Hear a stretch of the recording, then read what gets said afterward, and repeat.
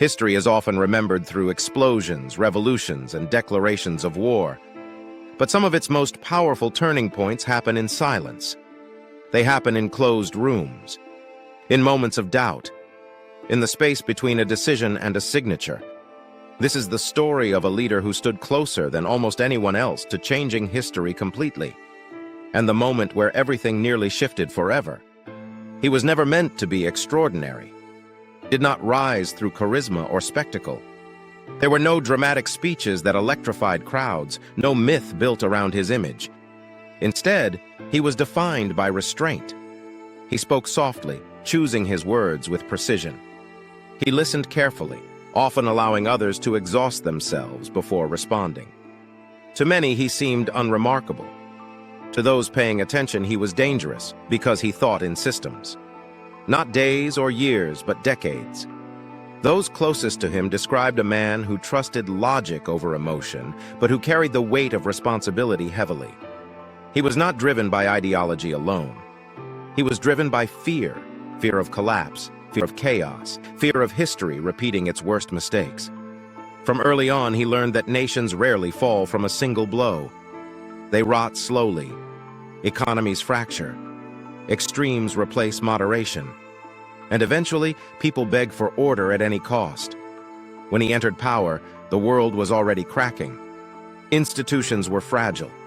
Old alliances were fading. New movements were spreading faster than anyone could control. To the public, he appeared calm, measured, a stabilizing presence in an unstable time. But behind closed doors, he understood something few wanted to admit. The system was closer to collapse than anyone realized. At first, his leadership was praised. He delayed conflict where others demanded force. He negotiated where others threatened. He believed time could cool what passion had inflamed. Each cautious decision earned him trust. Each compromise strengthened his legitimacy. But time, as he would learn, is not always neutral. As instability grew, so did the pressure. Advisors warned him that restraint emboldened enemies. Military leaders argued that decisive action now would prevent disaster later. Political allies reminded him that power unused is power lost. He listened. He always listened. Then came the proposal that would define his legacy. It was presented without drama. A plan drafted in careful language, its consequences buried beneath technical details and legal frameworks. If enacted, it would centralize authority completely. Opposition would be neutralized before it could mobilize. Borders, institutions, and the balance of power would be reshaped under a single vision. Supporters called it necessary. They argued that history rewards those who act decisively and punishes those who hesitate. Opponents warned that it would cross a line from which there was no return. That stability achieved through absolute control comes at the cost of freedom, and often humanity itself.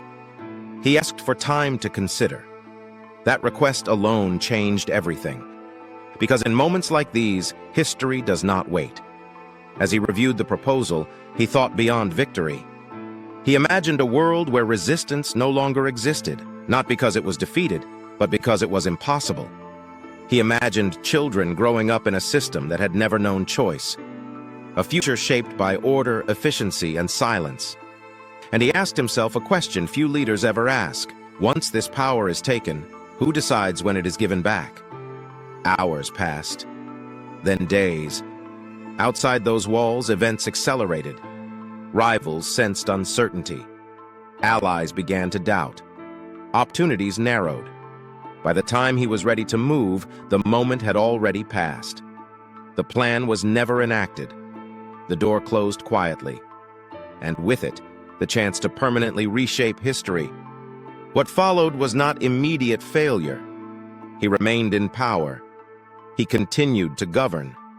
But something fundamental had changed. Decisions that once revolved around him began to shift elsewhere. Influence fragmented. Control weakened. The forces he had hoped to contain adapted and expanded. Years later, scholars would argue endlessly over that single hesitation. Some believe his restraint prevented unimaginable suffering. that his refusal to cross that line saved the world from a darker future. Others argue the opposite, that his failure to act condemned millions to prolonged conflict, instability, and wars that might have been prevented. Alternate histories paint drastically different worlds. In one, global power consolidates early, bringing peace through dominance. In another, innovation accelerates under strict control, creating prosperity at the cost of freedom. In every version, the modern world is unrecognizable. Different leaders, different borders, different rules, all because of a decision that was never made. In his later years, he withdrew from the spotlight. He rarely spoke of those days. When asked, he neither defended nor condemned himself. He once said that leadership is not about choosing the perfect outcome, but about choosing which consequences you are willing to carry. History did not celebrate him. It did not vilify him. Instead, it moved on. Came a transitional figure, a pause between eras. A man remembered less for what he did than for what he almost did. Because history is not only shaped by bold action, it is shaped by hesitation, by leaders who stand at the edge of absolute change and step back, by those who understand that transforming the world often means destroying something in the process. Whether he was wise or weak depends entirely on the world you wish had existed instead.